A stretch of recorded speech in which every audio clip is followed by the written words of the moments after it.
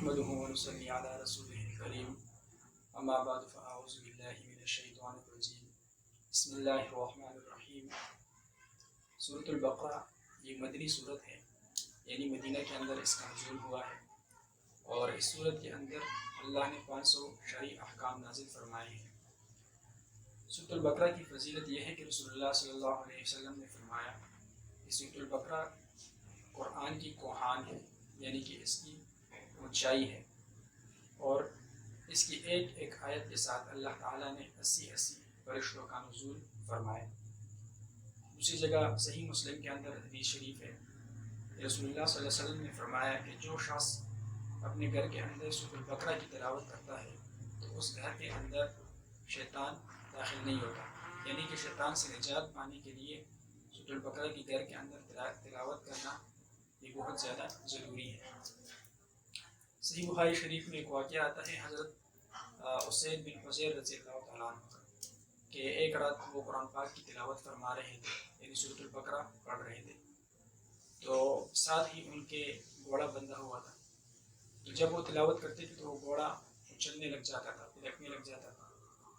جب وہ تلاوت کو روکتے تھے تو گھوڑا بھی رک جاتا۔ اس طرح 2-3 بار ہوا، تو ساتھ میں ان کے بیٹے بھی سوئے ہوئے تھے، تو ان کو تھوڑا سا ڈر محسوس ہوا کہ ہو سکتا ہے کہ گھوڑا بچے کو نقصان پہنچا دے، اس لیے انہوں نے سورۃ البقرہ کی تلاوت بند کی۔ صبح کو حضور صلی اللہ علیہ وسلم کے پاس حاضر ہوئے اور سارا واقعہ بیان فرمایا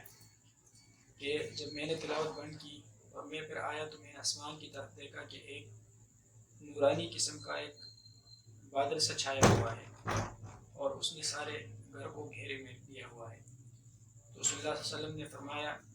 کہ تم اگر یہ سورۃ البقرہ پڑھتے جاتے یہاں تک کہ صبح ہو جاتی تو وہ سارے لوگ دیکھ لیتے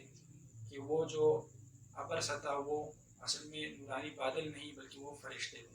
تو سارے لوگ صبح تک جو ہے ان فرشتوں کو دیکھ لیتے تھے۔ اور اسی صورت کے اندر اسم اعظم بھی ہے جس کے بارے میں مختلف سی روایتیں آتی ہیں، اور اس کی ایک اور فضیلت یہ ہے کہ رسول اللہ صلی اللہ علیہ وسلم سب سے پہلے جب جہاد کے لیے لشکر کو بھیجا کرتے تھے تو اس میں اکثر معلوم کیا کرتے تھے کہ کس کس کو قرآن کا زیادہ حصہ یاد ہے یا کس کس کو قرآن کا حصہ یاد ہے، تو جس کو قرآن کا حصہ یاد ہوتا اللہ کے رسول صلی اللہ علیہ وسلم لشکر اس کے حوالے کر دیتے۔ تو اس طرح ایک نومبر بچہ تھا نوجوان، تو اللہ کے رسول صلی اللہ علیہ وسلم نے اسے فرمایا کہ تجھے قرآن میں کیا یاد ہے؟ انہوں نے کہا کہ مجھے سورۃ البقرہ یاد ہے، تو اللہ کے رسول نے وہ لشکر ان کے حوالے کر دیا تھا۔ بسم اللہ الرحمن الرحیم۔ الف لام میم، یہ حروف مقطعات ہے، یعنی کہ ان حروف کے جو معنی ہے وہ صرف اللہ اور اس کے رسول ہی جانتے ہیں، انسانوں کو اس کے بارے میں اللہ تعالیٰ نے علم نہیں دیا۔ ذالک الکتاب لا ریب فیہ، ذالک الکتاب، یہ کتاب لا ریب فیہ، اس کے اندر کوئی شک نہیں ہے، اس کے اندر کوئی شک نہیں ہے کہ یہ اللہ تعالیٰ کی طرف سے نازل شدہ کلام ہے، اس کے اندر کوئی شک نہیں ہے کہ اس میں کوئی غلطی نہیں، یعنی یہ غلطی سے بالکل پاک کلام ہے، اس کے اندر کوئی شک نہیں ہے کہ یہ ایک مکمل ہے، الحمد سے لے کر الناس تک یہ مکمل کلام ہے، اس میں کوئی کمی کوئی زیادتی نہیں ہے۔ اس میں کوئی شک نہیں ہے کہ جو بندہ بھی اس کو ہدایت کی طلب کے لیے اس کی تلاوت کرے، اس کو سمجھنے کی کوشش کرے تو یہ اس کی مدد کرتا ہے۔ ہدی للمتقین، یہ ہدایت ہے یعنی کہ راہ دکھانے والی ہے متقین تقوی والوں کو۔ تو ہم نے قبل صورت میں پڑھا کہ انسان دعا مانگتا ہے اللہ تعالیٰ سے اہدنا الصراط المستقیم، کہ اے اللہ ہمیں سیدھا راستہ دکھا، تو سیدھا راستہ اللہ نے اس کا جواب یہاں بھی دیا ہدی للمتقین، کہ یہ جو کتاب ہے یہ تقوی والوں کے لیے ہدایت ہے، ہدایت کی راہ ہے۔ تقوی کس کو کہتے ہیں؟ تقوی لغت میں کہتے ہیں کہ بچنا، حفاظت کرنا، اور اصطلاح میں کہتے ہیں کہ ان امور سے اپنے آپ کو بچانا جو اللہ تعالیٰ کی ناراضی کا سبب بنے، یا وہ اللہ آخرت کے جو فائدے ہیں ان کے لیے نقصان دہ ہو یا ضرر رسا ہو، تو ان چیزوں سے بچنا یہ تقوی کہلاتا ہے۔ حضرت عمر رضی اللہ تعالیٰ عنہ نے عبید بن کعب رضی اللہ تعالیٰ عنہ سے تقوی کے بارے میں دریافت کیا، تو انہوں نے کہا کہ تقوی یہ ہے کہ آپ کسی ایسی جو ہے نا، یہ حدیث کا مفہوم ہے کہ آپ کسی ایسے راستے میں جاؤ جہاں پر ہر طرف کانٹے ہوں، تو آپ اس راستے پہ کیسے جاؤ گے؟ تو عمر رضی اللہ عنہ نے فرمایا کہ اپنے دامن کو بچا بچا کے ان راسوں سے گزروں گا۔ تو ابی بن کعب رضی اللہ عنہ نے فرمایا کہ ہاں یہی تقویٰ ہے، یعنی جہاں پر ہر طرف ماحول میں تمہیں گناہ مل رہے ہوں تو ان گناہوں سے اپنے آپ کو بچا بچا کر چلنا، یہ تقویٰ ہے، یہ اللہ تعالیٰ کا خوف ہے۔ الذین یؤمنون بالغیب، وہ لوگ جو ایمان لاتے ہیں غیب کے اوپر۔ اللہ تعالیٰ کے اوپر ایمان لانا غیب میں شامل ہے،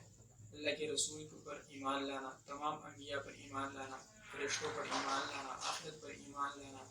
قبر کے عذاب پر ایمان لانا، جزا و سزا کے دن پر ایمان لانا، یہ سب علم غیب ہے۔ یعنی ان سب کے اوپر ایمان لانا یہ ہر ایمان والے کے لیے لازم ہے۔ جو بھی اس پر ایمان لائے گا وہ مومن کہلائے گا، اور جو اس کا انکار کرے گا وہ مومن نہیں کہلائے گا۔ تو الذین یؤمنون بالغیب، یعنی کہ وہ ایمان لاتے ہیں غیب کے اوپر، غیب کی باتوں کے اوپر۔ ایمان صرف یہ نہیں ہے کہ ہم زبان سے کہہ دیں کہ ہمیں ایمان لایا، بلکہ اس کا ہم عملی مظاہرہ بھی کریں۔ یعنی ہم کہیں کہ اللہ ایک ہے، ایک تو ہم زبان سے اقرار کرتے ہیں، اور اس کو اگر دل میں ہم مانے نہیں تو یہ نفاق کی علامت ہے۔ اس لیے ایمان اقرار کا بھی نام ہے، اور اس کو عملی جامہ پہنانا، یہ دونوں ایمان کے لیے ضروری ہے۔ وَيُقِيمُونَ الصَّلَاةَ، اور نماز کو قائم کرتے ہیں، یعنی کہ نماز کو اس کے واجبات کے ساتھ ادا کرتے ہیں، اس کے ایک کنٹینیوسلی یعنی جاری طور پر ہم اس کو پڑھتے ہیں، اس میں ناغہ نہیں کرتے، اس کو قیام کہتے ہیں۔ نماز کو قائم کرنا، رکوع کو صحیح کرنا، سجدہ کو صحیح کرنا،